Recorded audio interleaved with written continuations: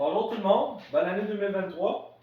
Ici, on va être à la clinique d'apprentissage concernant les suspensions. Les suspensions de notre motoneige, ça va être le nerf de la guerre. Dépendant de notre poids, notre type de riding, les conditions de neige, notre setup de suspension ne sera jamais le même. Par le style de riding, ce qu'on entend, quelqu'un qui fait du sentier n'aura pas le même setup que quelqu'un qui fait du hill climb. C'est sûr, ça marche pas. C'est carrément deux choses différentes. Les motoneiges, on peut très bien faire les deux avec la même motoneige. Par contre, il faut ajuster notre suspension. C'est la base. Aussi, sans nécessairement aller d'un extrême à l'autre, du hill climb au sentier, on a aussi ceux qui préfèrent s'amuser dans des champs, dans des endroits avec un peu moins d'inclinaison, un terrain qui est beaucoup plus plat. Le setup de suspension ne sera pas le même que quelqu'un qui fait du hill climb ou du tree riding dans des conditions, des terrains un peu plus inclinés. Pourquoi? Parce que l'angle d'attaque de la motoneige ne sera pas la même. Elle peut être la même, mais la motoneige va être plus favorable dans certaines conditions que dans d'autres. Donc nous, ce qu'on veut faire aujourd'hui, c'est de vous donner des outils ou des connaissances pour être capable d'ajuster votre setup de suspension en fonction du terrain que vous en allez, le type de neige qu'on a, puis ça va vous permettre d'avoir des meilleures habilités, puis avoir une meilleure motoneige entre vos jambes. Donc pour commencer, on va commencer par la suspension avant.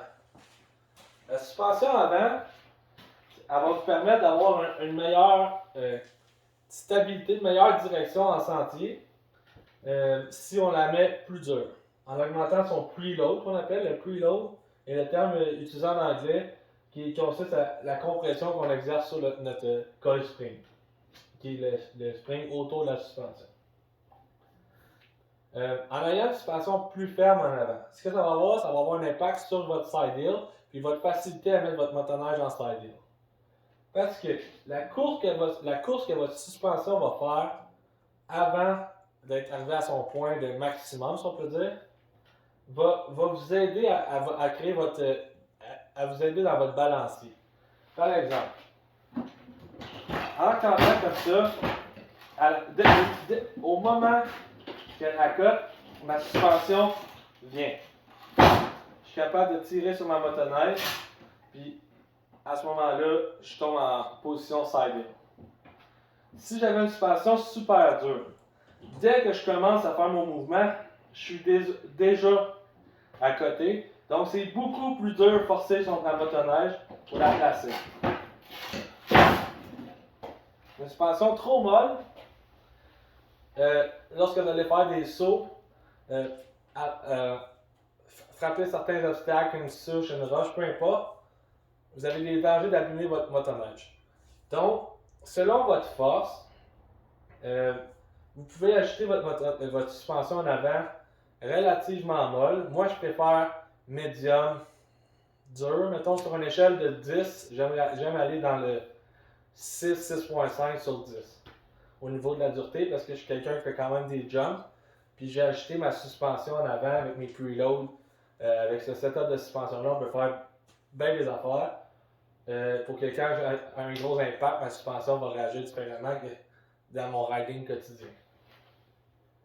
Pour la suspension avant, on n'a pas besoin d'aller vraiment plus en détail que ça. C'est assez basique l'ajustement qu'on peut faire, ça va selon vos préférences. Par contre, suspension centrale. Elle, c'est le nerf de la guerre. On parle ici d'un pivot. Vous voyez un peu la motoneige, comment elle est faite. Si cette suspension-là est trop dure, on vient avoir un effet un peu dans ce style-là. Si on parle du devant, on a la strap avec la suspension centrale, puis on a la suspension arrière. En ayant un preload qui est trop dur, ce que ça fait, on vient arquer un peu notre motoneige dans ce style-là. Je pousse à l'extrême, j'essaie juste de vous le figurer pour que vous compreniez. Ce que ça fait, c'est que ça vient faire comme une banane. En ayant un preload dur, ceux qui veulent faire du rouleau, s'amuser dans des champs, des terrains un peu moins inclinés, c'est peut-être un setup que vous allez aimer. Par contre, il va falloir avoir une suspension arrière plus molle. Ce que ça fait, c'est que quand vous allez donner du gaz, l'effet de pivot va se faire, puis on va automatiquement générer un effet de balancier qui va vous faire tout de suite rentrer avec sentir un petit pull de ses poignets, va vous aider à faire votre rouleau, des wheelies, ou avoir une montée-neige qui va être beaucoup plus facile à lever du devant pour faire des trucs. Il y a des up-over, bow tie, ça va être quelque chose qui va être plus peut-être facile à faire à ce moment-là. Par contre, vous allez avoir beaucoup plus de difficultés à monter en montagne.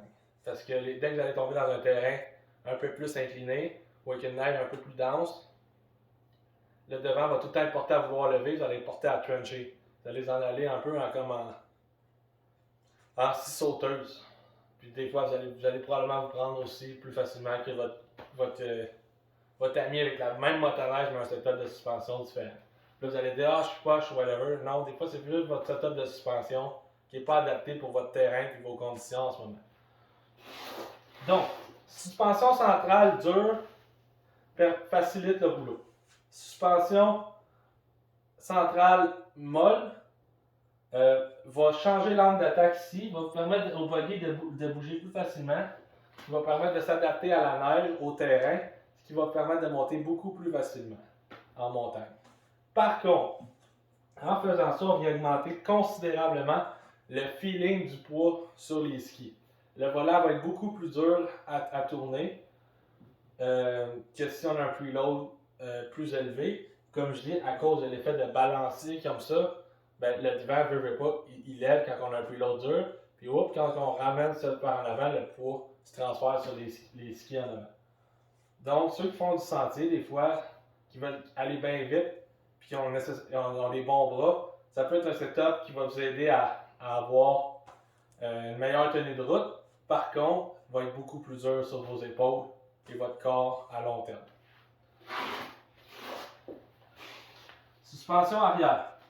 Suspension arrière, ça vient un peu complémenter la suspension centrale.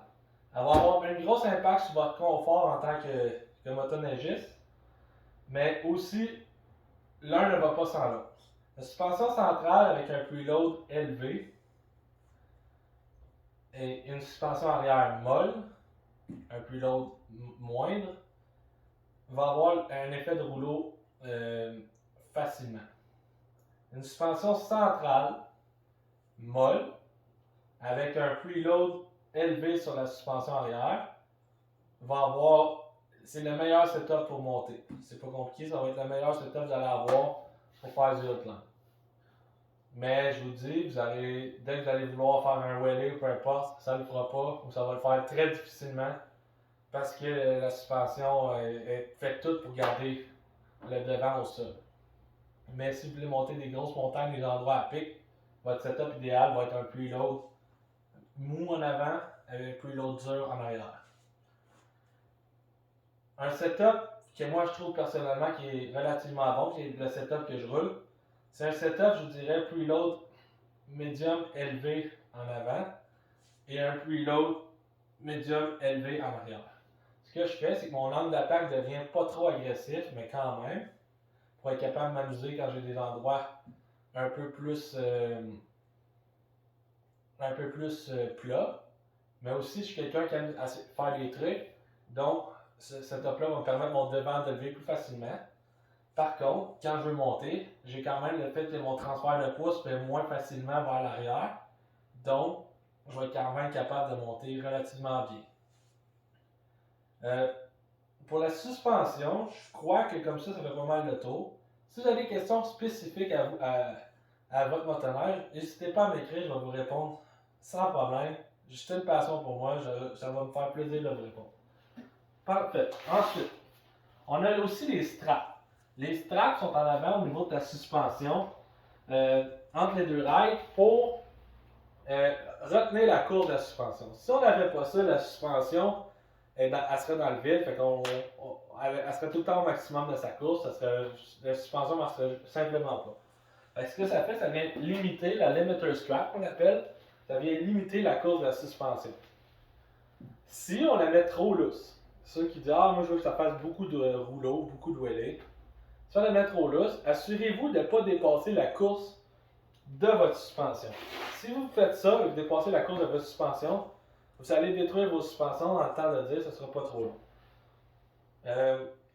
Donc, assurez-vous de ne pas dépasser ça. Si jamais vous voulez le faire, je peux vous répondre en message personnel, vous expliquer comment le faire pour être sûr de ne pas dépasser votre course.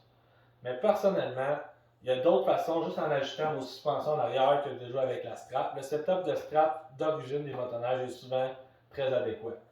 Ce que je recommande par contre, ceux qui ont des machines avec plus de power, des setups turbo ou ou quelqu'un qui est peut-être un peu plus pesant, vous pouvez tighter votre strap. Ce que ça va faire, ça va lever les rails ici. Ça va les lever par en haut. Votre suspension va être automatiquement plus compressée. Donc, un setup avec une strap, deux ajustements de strap différents, la suspension ne sera pas la même. Parce que déjà en partant, on vient changer carrément. C'est comme si on partait avec un preload plus élevé en partant. Fait assurez-vous, si vous bougez avec votre strap, de retoucher à votre setup de suspension pour l'adapter à vos conditions de terrain. Une strap plus tight va changer l'angle d'attaque et va vous permettre de monter beaucoup plus facilement, va garder le devant beaucoup plus à terre, sans nécessairement aller mettre du poids sur les skis. Ça, c'est l'avantage de jouer avec la strap par en haut. Par en bas, comme j'ai dit, ça va faire la même affaire, sauf que faut s'assurer de ne pas dépasser la course de la suspension. Je pense dans ce cas-ci, on a fait le tour au niveau des suspensions. Si vous avez des questions, comme j'ai dit, n'hésitez pas, écrivez-moi en privé ou sur le post. Puis on va être capable de s'amuser tout le monde ensemble à trouver des solutions. Bonne saison à tous!